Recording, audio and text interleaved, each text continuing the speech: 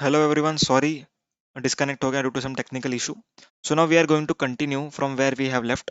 सो job worker के बारे में आपको मैं बता रहा था.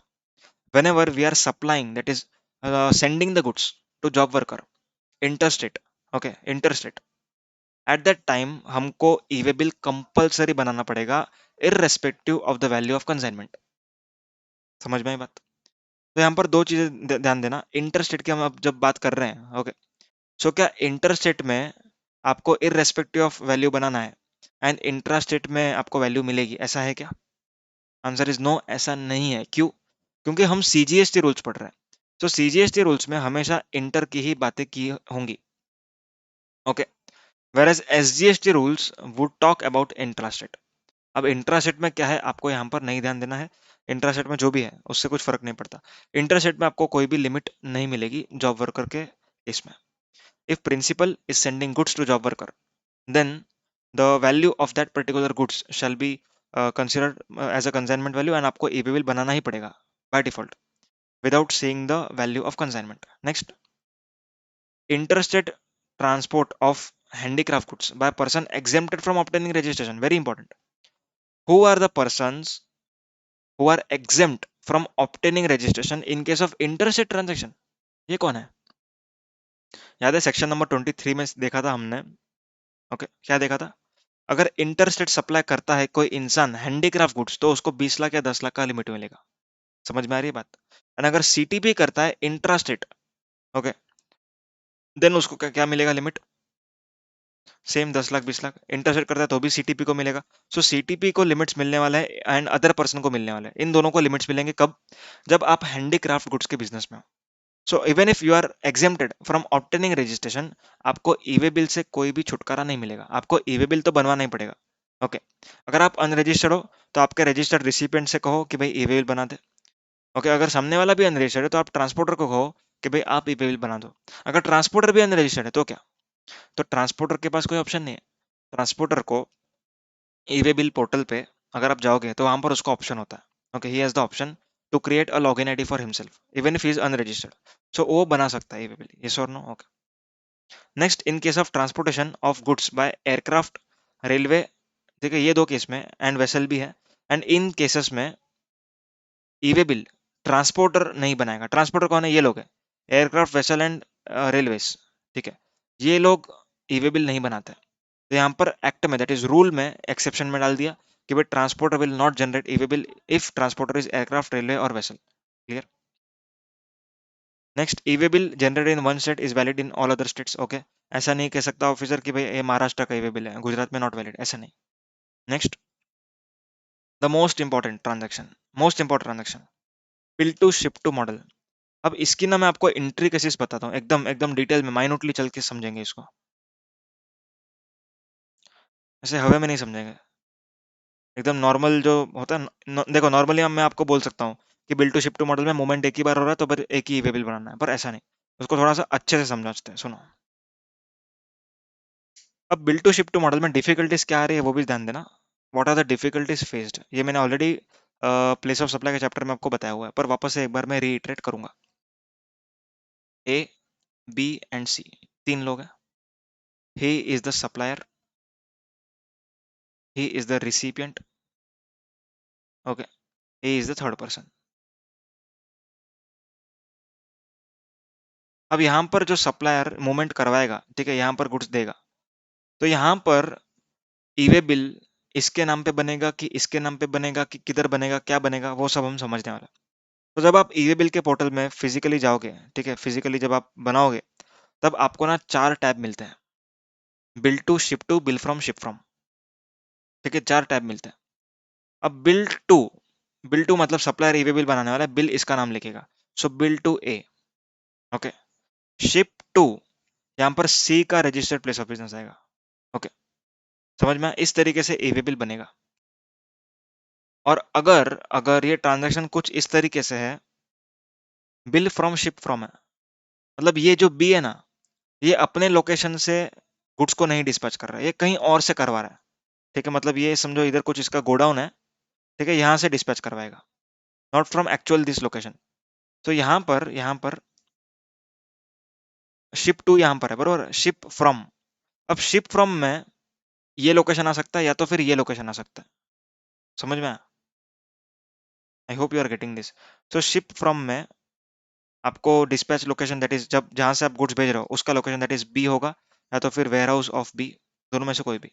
एंड बिल फ्रॉम, ये बिल किसने बनाया है, ठीक है, इस ट्रांजेक्शन का, तो ये बी ने बिल बनाया हुआ है। ओके, सो बी का एड्रेस यहाँ पर आएगा। सो यहाँ पर बी का एड्रेस एंड बी कहाँ से डिस्पैच कर रहा है वो एड्रेस, ये बिल बी ने किसके ऊपर बनाया वो, एंड ये शिप कहाँ पर कर रहा है वो। So this are the four tables, that is 4 points which are important to be considered in case of bill to ship to transaction e bill। समझ में आ रही है क्या बात? सच में बताओ कितना डीप था ये आपने कभी नोट्स में पढ़ा नहीं होगा। ओके, मेरे मेन बुक में लिखा हुआ है इसके ऊपर पूरा डिस्कशन। अब यहाँ पर क्वेश्चन ये अराइज होता है कि वैल्यू ऑफ सप्लाई क्या माना जाए, what should be the value of supply, that is consignment value, मतलब जो भी है value of supply plus GST, वो हम क्या दिखाएं? क्या बी ने इसके ऊपर जो इन्वॉइस बनाया वो वैल्यू दिखाएं, या बी ने सॉरी ए ने सी के ऊपर इन्वॉइस बनाया वो वैल्यू दिखाएं? कौन सा वैल्यू दिखाएं? अगर बी ये वाला वैल्यू दिखाता है तो सी को ये परचेज प्राइस मालूम पड़ जाएगा। अगर बी अगर बी इसको जितने में बेच रहा है वो वैल्यू दिखाएगा, तो बी को ए का सेलिंग प्राइस मालूम पड़ जाएगा, तो बी अगली बार खुद ही बेच देगा ना। समझ में आ रही है क्या बात? तो this is the practical difficulty. अब यहाँ पर ट्रांसपोर्टर के साथ सेटिंग करने के बाद जो थर्ड पर्सन है वो कोशिश करता है कि भी मेरा कॉस्ट और मेरा सेलिंग प्राइस दोनों सेफ रहे, ठीक है, प्रैक्टिकली हम करते हैं वो सब चीजें। So not relevant for exam purpose, just put in your mind, ठीक है, खाली आपके माइंड में रखा है मैंने वो पॉइंट। ओके चलो। सो कहने का बात एक ही है, bill to ship to model में सिर्फ एक ही ईवी बिल लगेगा, जो पर्सन सप्लाई कर रहा है वहां से जहां तक डिस्पैच कर रहा है उधर तक का ईवी बिल, ठीक है, क्योंकि EV bill is on movement of goods. Movement movement एक ही बार हो रही है, इनवॉइस भले दो है। इनवॉइस दो कैसे? Supplier to third person to recipient, दो इनवॉइस है, पर मूवमेंट एक है तो ईवी बिल एक ही बनेगा। ओके नेक्स्ट, ईवी बिल बनता है जीएसटी ईडब्ल्यूबी 01 में, ठीक है, ईडब्ल्यूबी 01 उसमें दो पार्ट होते हैं, part A part B. Part A होता है कि रिसिपेंट का डिटेल्स, क्या गुड्स जा रहा है उसका details, HSN code, value of supply, वो सब होता है। पार्ट बी में होता है कि कौन से व्हीकल में गुड्स जा रहा है। ओके, तो यहाँ पर सिस्टम क्या है पहले वो समझ लो। देखो, एक आपके दिमाग में डाउट क्रिएट कर रहा हूँ ताकि आप आगे का सुनो। ओके सुनो ध्यान से। अगर आज मैं यहाँ से गुड्स भेज रहा हूँ, ठीक है, दिल्ली भेजना है मेरे को गुड्स। अब ट्रांसपोर्टर के पास मेरे को लेके जाना पड़ेगा वो गुड्स को पहले। ओके, अब मैं ईवे बिल बना रहा हूँ फॉर मोमेंट, मैं ईवे बिल बनाने वाला हूँ।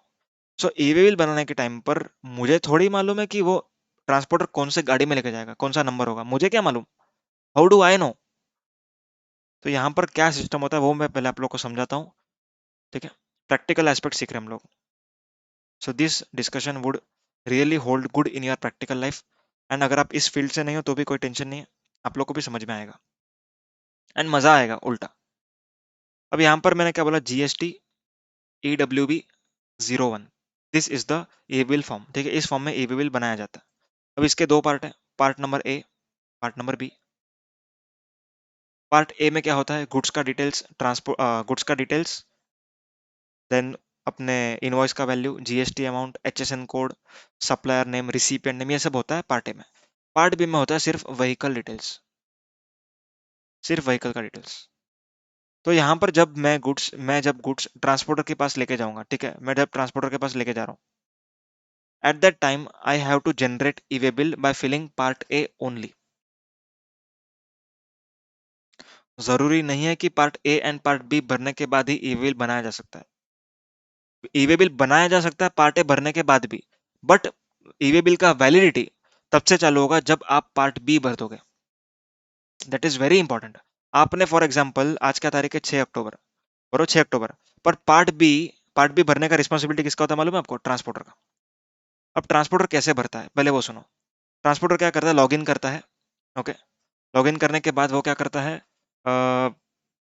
यहाँ पे ना वो चेक अपना उसको ना एक ऑप्शन रहता है, मेरे को नाम याद नहीं आ रहा है ठीक से, वहां पर ना उसको ईवे बिल डालने का एक ईवे बिल नंबर डालने का एक ऑप्शन होता है। ओके, वो ईवे बिल नंबर डालेगा, जो भी होगा वो। ओके, जो भी इसका सॉरी यहाँ पर जीएसटी नंबर डालेगा वो, एंड ईवे बिल दोनों डालेगा, मतलब ये पार्टी का GST number and e-way bill. अभी ईवे बिल नंबर जनरेट तो हो चुका है, जब पार्ट ए भरा तभी जनरेट हो गया। सो ईवे बिल नंबर डालेगा एंड यहाँ पर पार्ट बी में अपना डिटेल्स को अपडेट करेगा। यस, हाँ, ये होता है नाम, क्या होता है, अपडेट व्हीकल डिटेल्स, ऐसा लिखा होता है। सो अपडेट व्हीकल डिटेल में जाने के बाद उसको ईवी बिल नंबर डालना है जिसका वो पार्ट बी भरना चाहता है। तो जैसे ही वो ईवी बिल नंबर डालेगा पूरा डिटेल आ जाएगा। पार्ट बी में क्या डालना है उसको, उसकी गाड़ी का number, that is MH for example 05CR6827, ठीक है, ऐसा उसने डाल दिया। ओके, देन उसको यहाँ पर डालना है अप्रॉक्स किलोमीटर्स, कितना डिस्टेंस जाने वाला है गाड़ी। ओके, ये डिटेल्स उसको डालना पड़ेगा इधर, है ना। रदर ये तो पार्ट ए में भी डाल सकते हैं, मतलब उधर ऑप्शन रहता है, ये नीचे होता है, ठीक है। तो यहाँ पर व्हीकल का डिटेल्स डालेंगे एंड जो भी कितना किलोमीटर डिस्टेंस ट्रेवल करेगा वो डालेंगे। अब यहाँ पे सुनना, 6 अक्टूबर को मैंने पार्ट ए भरा, ठीक है, ईवे बिल नंबर जनरेट हो गया। तो ईवे बिल की वैलिडिटी पार्ट ए के फिलिंग से नहीं गिनी जाएगी। ईवे बिल की वैलिडिटी हमेशा पार्ट बी के फिल करने के बाद से स्टार्ट होती है। मतलब जो हम 200 किलोमीटर के लिए एक दिन वो सब देखेंगे ना आगे, so that would be from part B filling. Part A कभी भी भरा उससे फर्क नहीं पड़ता, पार्ट ए का कोई ईवे बिल से मतलब नहीं।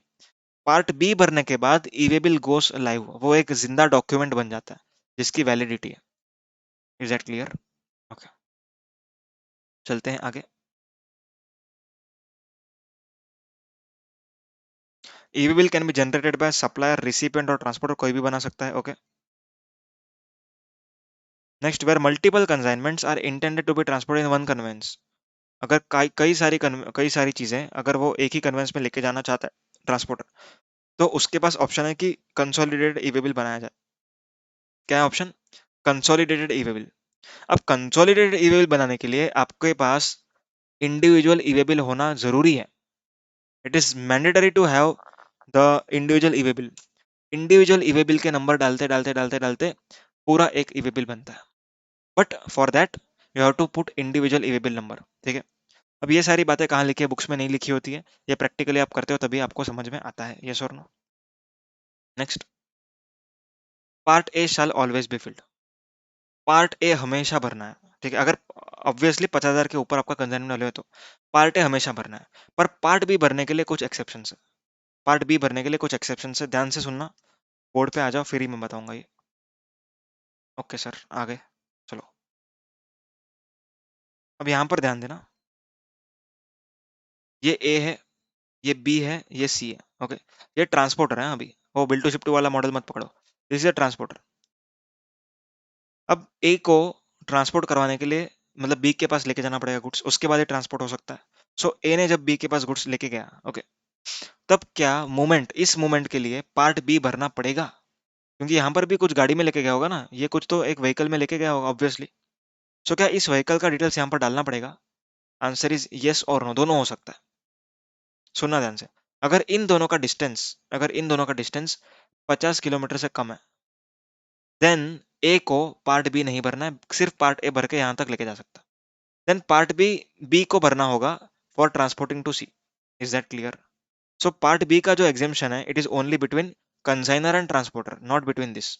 अगर मैं तुम लोग से कहूँ कि ए एंड सी है, ठीक है, डायरेक्टली ट्रांजेक्शन हो रहा है, किलोमीटर 10 किलोमीटर है, तो तुम लोग क्या बोलोगे, क्या ईवी बिल बनाओ कि नहीं बनाओ? आंसर इज बनाना ही पड़ेगा, क्योंकि जो एग्जेम्पशन है 50 किलोमीटर का, that is for part B and that too for transporter, consignor and transporter.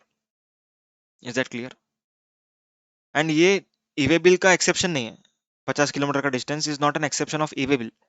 E-way bill तो बनाना ही है अगर 50,000 के ऊपर जा रहा है, पर ये पार्ट बी नहीं भरना है इफ कंसाइनर एंड ट्रांसपोर्टर का डिस्टेंस 50 से कम है। समझ में आ रही है क्या बात है? अगर ए ने सी को गुड्स बेचा है, ओके, 50,000 से ज्यादा है, बट किलोमीटर 50 किलोमीटर से कम है, तो भी ईवे बिल बनाना पड़ेगा, पार्ट बी भी भरना पड़ेगा, even if it is less than 50 kilometre. Why? Because जो 50 kilometre, that is the distance between consignor and transporter. समझ में आई है क्या बात है? I hope it is clear.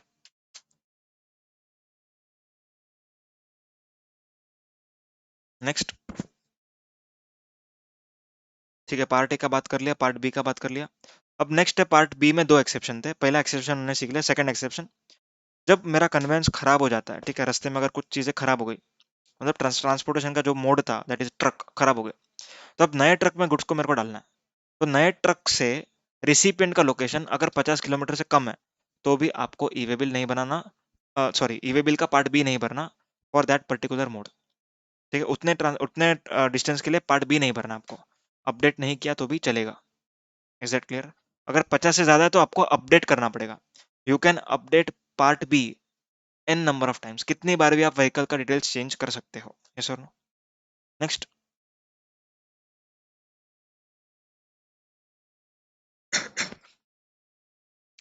Validity of e way bill. मैंने आप लोग को बताया कि भाई e way bill is a live document, ठीक है, वो लाइव डॉक्यूमेंट है, मतलब वो जिंदा है।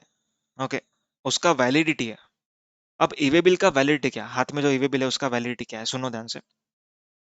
अगर आपको ट्रांसपोर्ट करना है 200 किलोमीटर तक, तो एक दिन तक ही वो वैलिड रहेगा। पहले ये शो हुआ करता था आपके अटेम्प्ट के लिए अमेंडमेंट है 200 किलोमीटर। तो 200 किलोमीटर किया तो अच्छी बात की बुरी बात की? काफी लोग बोल रहे अच्छी बात की।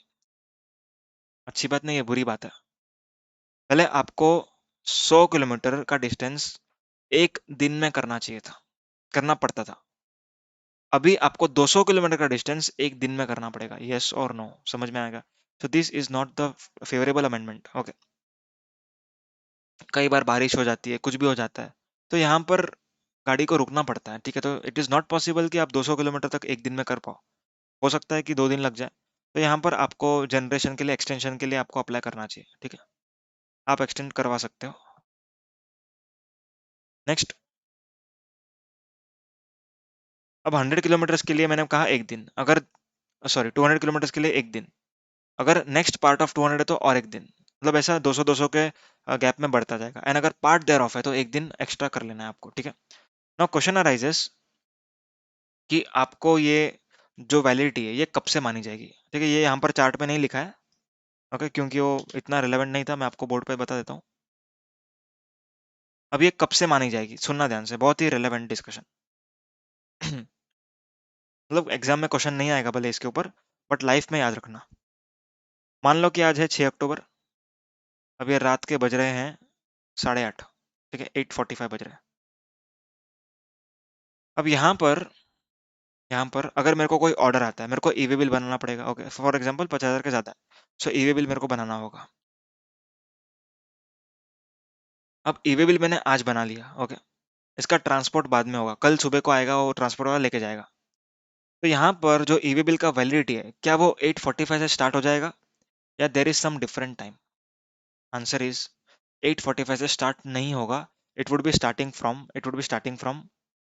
7th October, that is next day, 000000। यहाँ से ईवे बिल का वैलिडिटी स्टार्ट होगा एंड खत्म होगा 7th October को, मतलब 200 से कम है डिस्टेंस आपका, ऐसा अज्यूम कर रहा हूँ मैं। 7th October को 11:59:59 PM, ये AM। ठीक है, this is the validity of e way bill, इसको हम कहेंगे एक दिन। आप 8:45 टू 8:45 को एक दिन नहीं कहना है आपको। जब भी आप ईवे बिल बनाते हो उस रात को, ठीक है, उसके रात को 12 बजे से आपका ईवे बिल का वैलिडिटी स्टार्ट होगा। तो यहाँ से आपको कंप्यूटेशन करना होता है। यस और नो? आपको रूल 138 में दिया हुआ है सब कुछ।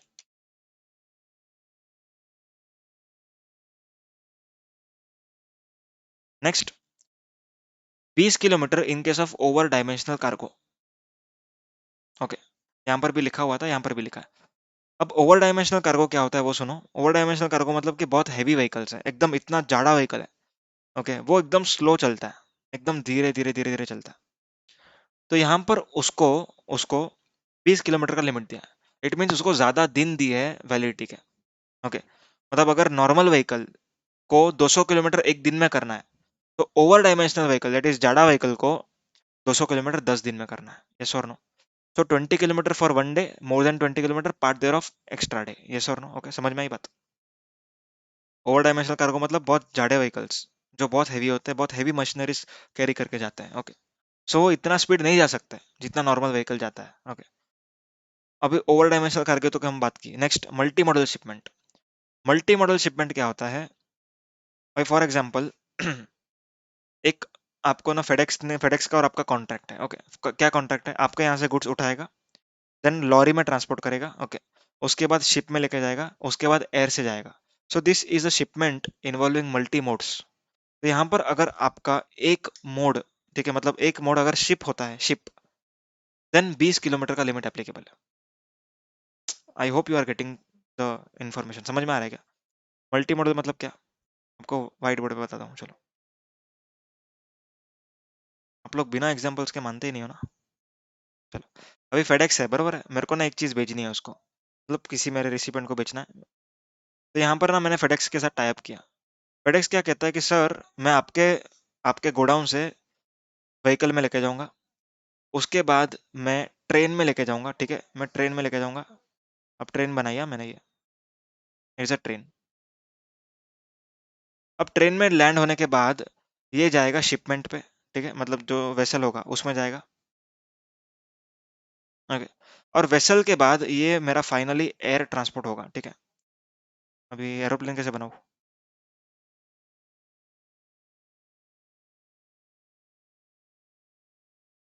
वाह, क्या बना है!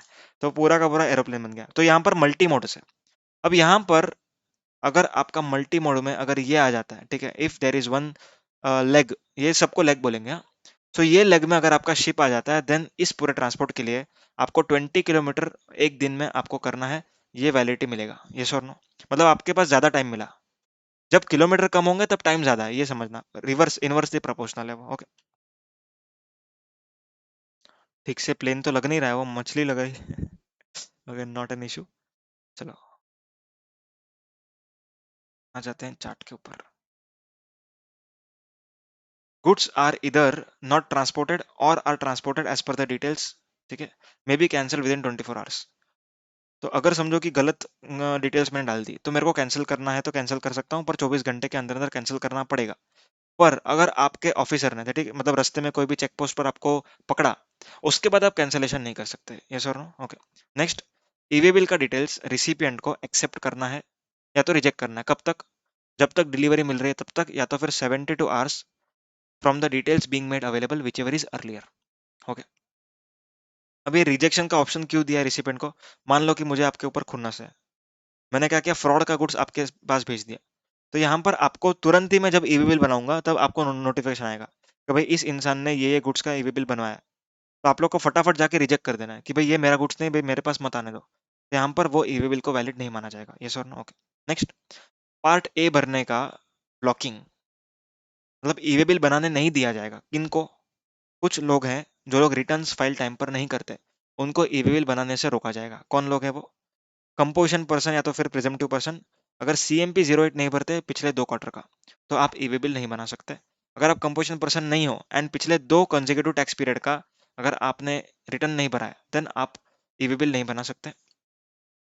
एंड ऐसे लोग जिनका रजिस्ट्रेशन सस्पेंड हुआ है under rule 21A, 21A1, 21A2, 21A2A, इन प्रोविजंस में अगर आपका रजिस्ट्रेशन सस्पेंड हुआ है तो भी आप ईवी बिल नहीं बना सकते। I hope you are now very much crystal clear with the e-bill concept, yes or no? Okay, next,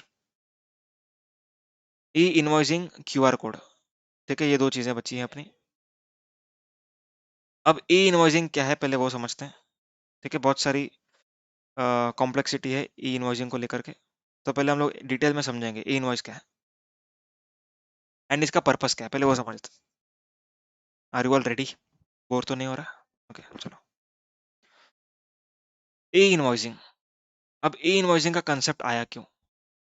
अभी फ्रॉड ना इंडिया में बहुत ज्यादा हो रहे थे, ठीक है, एन नंबर ऑफ फ्रॉड्स, बहुत फ्रॉड्स। फ्रॉड्स होते क्यों हैं? फेक इनवॉइस, यस और नो, मतलब इनवॉइस बना दिया, ओके, आईटीसी पास ऑन कर दिया, और सामने वाले ने आईटीसी ले लिया, एंड फिर मैं बिल यहाँ पर कैंसिल कर देता हूँ। अब गवर्नमेंट को थोड़ी ना मालूम पड़ता है जब तक मैं GSTR 1 नहीं भरता, गवर्नमेंट को मालूम ही नहीं पड़ता कि भाई ये इनवॉइस है। ओके, सो गवर्नमेंट को मालूम कब पड़ता था? जब मैं GSTR 1 भरता था। ओके, पर यहाँ पर गवर्नमेंट को ई इनवॉइसिंग के केस में गवर्नमेंट को रियल टाइम अपडेट मिलेगा कि आपने क्या इनवॉइस बनाया, उसमें क्या गुड्स भेज रहे हो, कौन रिसिपिएंट है, ठीक है, सब कुछ मालूम पड़ेगा रियल टाइम। रियल टाइम मतलब ई इनवॉइसिंग आपको कब बनाना है? जब भी आप गुड्स भेज रहे हो तब, जब भी आप सर्विस दे रहे हो तब, ठीक है। माना कि कुछ एप्लीकेबल लोगों को ही बनाना पड़ेगा, but there is some concept कि भाई किसको इसको एप्लीकेबल है, किसको इसको एप्लीकेबल नहीं है। But main purpose of e invoicing is to curb fake invoicing, ठीक है, फेक इनवॉइस को आपको कर्ब करने मिलेगा, मतलब गवर्नमेंट को कर्ब करने मिलेगा। सेकंड इंपॉर्टेंट ऑब्जेक्टिव, अगर आप कहेंगे मैं टैक्स इनवॉइस बनाओ, सर आप टैक्स इनवॉइस बनाओ, तो मैं कुछ फॉर्मेट में बनाऊंगा। अगर मैं टैली में बनाऊंगा तो कुछ अलग फॉर्मेट होगा, अगर दूसरे किधर बनाऊंगा तो कुछ अलग फॉर्मेट होगा। कंटेंट्स भले सेम होंगे but format can be differ. Okay, format different हो सकता है, पर ई इनवॉइस जो होता है उसका format all over India same रहेगा। It is called as interoperability across the GST ecosystem. मतलब ऑल ओवर जीएसटी में, ठीक है, कहीं पर भी, ठीक है, मतलब आप महाराष्ट्र में हो, चाहे गुजरात में हो, चाहे राजस्थान में हो, सब जगह पे ई वे बिल का सॉरी ई इनवॉइस का फॉर्मेट सेम रहेगा। मतलब गवर्नमेंट को एक स्टैंडर्ड फॉर्मेट मिल गया, ओके, जिस फॉर्मेट में सारी डिटेल्स होंगी इनवॉइस की। अब क्वेश्चन ये अराइज होता है कि सर ई इनवॉइसिंग मतलब क्या अपने को पोर्टल पे जाकर के बनाना पड़ेगा? आंसर इज यस, पोर्टल पे जाकर के बनाना है, लेकिन आपको एक एक वहां पर नहीं बनाना। You have the facility to upload bulk. मतलब आपको एक एक्सेल शीट दी होगी, उसमें आपको डिटेल्स डालना है, इनवॉइस नंबर 1, इनवॉइस का नाम, पार्टी का एड्रेस, डिटेल्स, ये सब डालना है, ओके। एंड जैसे ही आप अपलोड करोगे, देन आपका बल्क ई इनवॉइस का जो भी आईआरएन होता है, ठीक है, इनवॉइस रेफरेंस नंबर, वो जनरेट हो जाएगा। यस और नो? ओके। अब और एक बात, आपको ई इनवॉइसिंग जरूरी नहीं है कि आप पोर्टल पर जाकर बनाओ, ठीक है, आपको जरूरी नहीं कि आपको एक एक बल्क में ही डालना है। It can be possible through tally. ठीक है, टैली आप लोग को मालूम है, अकाउंटिंग सॉफ्टवेयर जो भी है, ERP 9, उसका लेटेस्ट वर्जन 6.6.3, उसमें फैसिलिटी है कि आप ई इनवॉइस बना सकते हो। जैसे ही आप इनवॉइस बनाओगे, वैसे ही आपको वैसे ही आपको एक नीचे ऑप्शन आता है, वेदर ई इनवॉइस। आप अगर यस करोगे ना, तो वो गोल गोल गोल गोल घूमेगा एंड पोर्टल से वो कनेक्ट करके जेसन बना करके आपको देगा। So this is nothing but the system, that is software जो आप यूज कर रहे हो ना, उसके उसके बेसिस पे आप ई इनवॉइसिंग बहुत इजीली बना सकते हो, है ना। अभी ई इनवॉइसिंग का और एक बेनिफिट मैं बताऊँ आपको तो, असेसमेंट। जब भी 3-4 साल बाद असेसमेंट होंगे, ठीक है, तभी जो ऑफिसर को इनवॉइस चाहिए होगा, वो डायरेक्टली वो पोर्टल से चेक कर सकता है। Okay, he can check through portal. अब जो नॉर्मल टैक्स पेयर है वो ऐसा नहीं कह सकता कि सर 3-4 साल हो गए, कौन इनवॉइस संभालेगा, बाढ़ आया, गुड्स अपना चला गया, इनवॉइस का फाइल चला गया, ऐसा नहीं। ई इनवॉइस होगा तो ऑनलाइन कभी भी रिट्रीव किया जा सकता है। यस और नो? तो this are the benefits of e invoicing. अब चेक करते हैं कि वो किसको एप्लीकेबल है। ओके, एंड एक्ट में प्रोविजन है क्या इसका? एक्ट में है प्रोविजन, सेक्शन 31(1) का प्रोवाइजो, सेक्शन 31(2) का प्रोवाइजो। 31(1) का प्रोवाइजो कहता है कि एक पावर दिया गया है to issue guidelines, that is to notify the class of person to whom the e-invoicing provisions would be applicable। Goods के लिए 31(2) में, सर्विस के लिए। यस और नो? तो सर्विस के केस में भी ई इनवॉइसिंग बन सकता है, पर गुड्स के केस में ई वे बिल तो बनेगा, ई इनवॉइसिंग भी होगा। सर्विस के केस में ई वे बिल तो हो नहीं सकता क्योंकि गुड्स जा नहीं रहे, पर ई इनवॉइसिंग करना पड़ेगा। यस और नो? ओके। अब समझते हैं कि भाई किसको ई इनवॉइसिंग का प्रोविजन एप्लीकेबल है। सो आंसर इज, अगर आपका टर्नओवर 1 अप्रैल 2017 से लेकर के, ठीक है, 17-18 से लेकर के कभी भी कौन से भी साल में 50 करोड़ से ज्यादा हुआ है, देन आपको ई इनवॉइसिंग का प्रोविजन एप्लीकेबल हो जाएगा। यस और नो? समझ में आई बात? ओके। अब ई इनवॉइसिंग कौन से टाइप के ट्रांजेक्शन पर होगा? Answer is B2B supplies. ऐसे इंसान जो रजिस्टर्ड है, अगर आप उनको बेचते हो तो ही आपको ई इनवॉइस बनाना है। यस और no? Okay. And to exports, B2C case में सिर्फ एक्सपोर्ट्स कवर्ड है। मतलब अगर मैं जापान में कुछ गुड्स बेच रहा हूँ, ओके, तो यहाँ पर सामने वाला B2B तो नहीं है, दैट इज रजिस्टर्ड तो नहीं है, तो भी यहाँ पर मुझे ई इनवॉइस बनाना पड़ेगा, बिकॉज एक्सपोर्ट ऑफ गुड्स और services are covered under the provisions of e invoicing, and B2B sale that is registered is covered under e invoicing. Yes और no? Okay.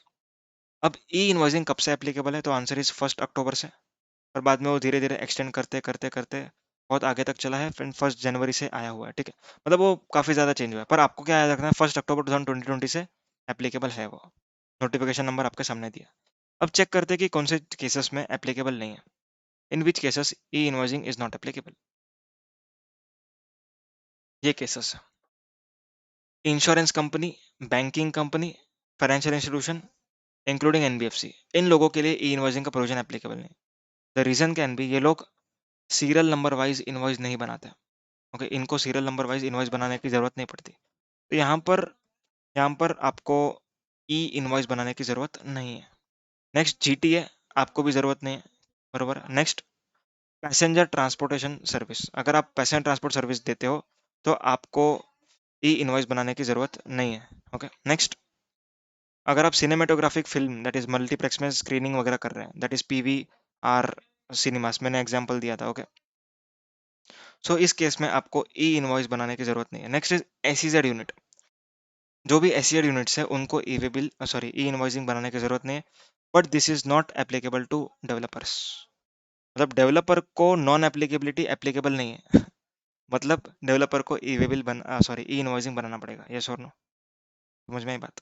So SEZ units are exempted from generation of e invoice, but developers are not, मतलब developers are not in the list of non applicability. It means developer has to generate e invoice. Is that clear? Next देखते हैं अभी QR code के provision. QR code क्या है and कब applicable है? Answer is B to C transaction में applicable है। दैट इज जिस इंसान को आप बेच रहे हो उसके पास अगर जीएसटी नंबर नहीं है, उसी केस में क्यूआर कोड एप्लीकेबल है, provided your aggregate turnover in any financial year from 17-18 exceeds rupees 500 CR. ठीक है, आपका अगर 500 करोड़ के ऊपर टर्नओवर जाता था 17-18 से लेके कब तक, कभी भी 500 करोड़ के ऊपर, then only QR code provisions are applicable. Okay, अब ये होता है डायनामिक क्यूआर कोड। अब क्यूआर कोड का पर्पस क्या है? अब कई बार क्या होता है मालूम है आपको, अभी ना मैं टैक्स की चोरी के बारे में आपको बता रहा हूँ, फ्रॉड के बारे में। अगर आप बी टू सी ट्रांजेक्शन करते हो तो सामने वाले के पास जीएसटी नंबर नहीं है, सामने वाला person does not have GST number.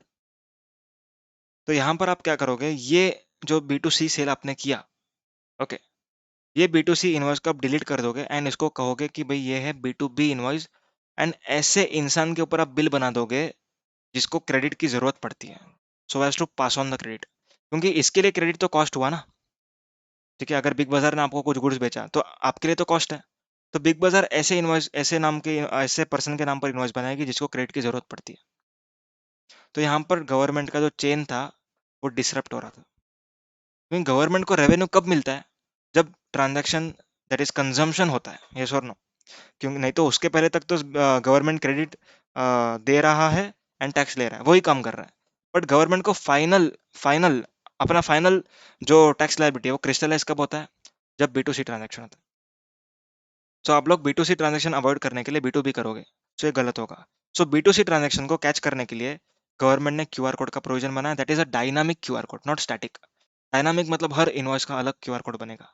Okay, QR code क्या होता है? एक टू डायमेंशनल वो होता है, जो भी मैट्रिक्स बोलो उसको, उसमें आप अगर स्कैन करते हो, ओके, तो आपको डिटेल्स मालूम पड़ती है कि भाई इनवॉइस नंबर क्या था, ये सप्लायर का नाम क्या है, रिसिपेंट का नाम, रिसिपेंट का नाम नहीं सॉरी, सप्लायर का UPI ID, bank account details, ठीक है, ये सब चीज़ें मालूम पड़ती है। अब यहाँ पर समझते हैं कि कौन से इंसान को वो एप्लीकेबल नहीं है। इंश्योरेंस कंपनी, बैंकिंग कंपनी, वो सब चीज़ें, ठीक है, जो हमने ऊपर देखा। जीटीए को नहीं, पैसेंजर ट्रांसपोर्टेशन सर्विस जो प्रोवाइड कर रहा है उसको नहीं, जो सिनेमेटोग्राफिक चीज़ें दे रहा है उसको भी नहीं। ये चीज़ एक्स्ट्रा है, ये चीज़ एक्स्ट्रा है, क्या है? जो OIDR सर्विस दे रहा है, okay, located in non taxable territory and received by non taxable online recipient. मतलब अगर आप नेटफ्लिक्स पे देख रहे हो, ठीक है, कुछ भी चीज़ें, एंड इफ नेटफ्लिक्स का सर्विस इज OIDR सर्विस जो आपको अमेरिका से मिल रही है, तो यहाँ पर जो पर्सन है अमेरिका में लोकेटेड, उसको इंडिया में आके टैक्स पे करना पड़ता है as per section 14 of IGST act. तो यहाँ पर उसको जो क्यूआर कोड है उसको यहाँ पर अपने इनवॉइस पर लगाने की जरूरत नहीं है। समझ में आई बात? अब क्यूआर कोड के संदर्भ में कुछ क्लैरिफिकेशन गवर्नमेंट ने इशू किया है, देख लेते हैं वो क्लैरिफिकेशन क्या है। अब पहला क्लैरिफिकेशन है कि बी टू सी केस में एप्लीकेबल है, ऐसा कहा है ना, बी टू सी। अब एक्सपोर्ट का केस भी बी टू सी है, तो क्या बी टू सी केस में, एक्सपोर्ट के केस में भी क्यूआर कोड लगवाना पड़ेगा इनवॉइस पर? आंसर इस कोई जरूरत नहीं है, क्योंकि B to C case is covered under e invoicing. Okay, export export का B to C is covered under e invoicing ना। ओके, सो ई इनवॉइसिंग में अगर B to C export covered है तो उसके ऊपर क्यूआर कोड बनाने की कोई जरूरत नहीं। अगर बी टू सी डोमेस्टिक है तो ही आप क्यूआर कोड लगाओ, provided your turnover is exceeding rupees 500 CR। Next, ठीक है, ये तो हो गया इधर। एंड एग्रीगेट टर्नओवर का जो 17-18 वाला था वो मैंने आपको बताया। अब यहाँ पर क्या कहते हैं कि what are the parameters to be captured in QR code. मैं क्यूआर कोड स्कैन करते ही मुझे क्या क्या चीजें दिखनी चाहिए, सुनना ध्यान से, क्या क्या दिखना चाहिए? सप्लायर का जीएसटी नंबर दिखना चाहिए, सप्लायर का यूपीआई आईडी दिखना चाहिए, ओके, पेई का बैंक अकाउंट नंबर, मतलब सप्लायर का बैंक अकाउंट नंबर, उसका invoice number, invoice date, total invoice value, GST amount, इतना डिटेल क्यूआर कोड को स्कैन करके आपको मिलना चाहिए। ओके, नेक्स्ट, अगर क्यूआर कोड स्कैन करे बिना वो पेमेंट कर देता है तो क्या क्यूआर कोड दिखाने की जरूरत है? Point number 3, if supplier provides displays the QR code option but customer opt to make payment without using QR code, QR code को स्कैन करे बिना वो पेमेंट करना चाहता है तो क्या वो कर सकता है? एंड क्यूआर कोड होने की जरूरत नहीं है क्या? अब सुनना क्या बोलते हैं यहाँ पर। अब यहाँ पर ये कहा जाता है कि अगर यूपीआई मोड से आप करते हो पेमेंट, ठीक है, स्टार्टिंग से पढ़ते हैं, if the supplier issued dynamic QR code for payment, the said invoice shall be deemed to be the complying with the requirement. In case where supplier has digitally displayed QR code, but customers opt to pay cash payment or UPI ID, ठीक है, अगर ऐसा case है, then in that case जो invoice उसने QR code लगा करके issue किया उसको हम कहेंगे नॉर्मल है, प्रॉपर है। कहने का तात्पर्य एक ही है, जरूरी नहीं कि वही क्यूआर कोड से आप स्कैन करके पेमेंट करो, ठीक है, जरूरी नहीं है। अगर वो डब्बा लगा होता, मालूम है, जीपे का डब्बा जिसमें क्यूआर कोड होता है, उसमें से पेमेंट करोगे तो भी चलेगा, पर इनवॉइस पर क्यूआर कोड है अगर, देन इट इज सफिशिएंट, ठीक है। So it is not required कि इनवॉइस वाला क्यूआर कोड से ही पेमेंट किया जाए, बट क्यूआर कोड होना जरूरी है। नेक्स्ट,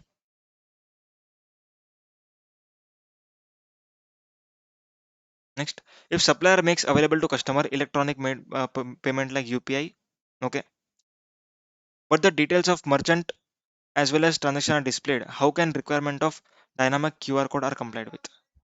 तो यहाँ पर क्या कहा जा रहा है कि सप्लायर ने आपको एक ऑप्शन दिया है, ठीक है, अदर मोड्स का, कंप्यूटर मोड, यूपीआई मोड, जो कुछ भी मोड है। तो इस केस में आपका क्यूआर कोड किस तरीके से होगा? क्योंकि क्यूआर कोड पे आपको जो आईडी है, देखो यहाँ पर पढ़ते हैं क्या डिटेल था, सप्लायर्स यूपीआई आईडी, पे बैंक अकाउंट नंबर, ये सब चीजें होनी चाहिए, ठीक है। तो यहाँ पर क्या कहा जा रहा है कि अगर सप्लायर ने आपको ऑप्शन अवेलेबल करा के दिया, ठीक है, इलेक्ट्रॉनिक मोड का,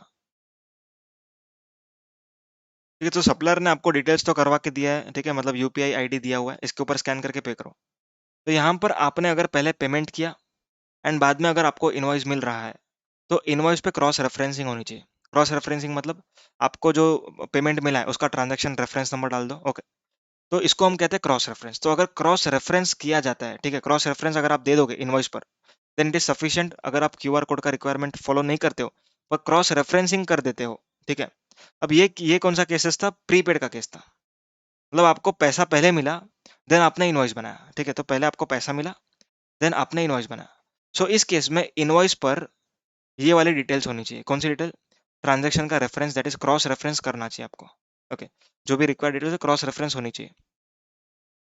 और अगर अगर आपने इनवॉइस बनाया एंड उसके बाद वो पेमेंट कर रहा है, देन क्यूआर कोड आपका होना ही चाहिए, यस और नो, ओके।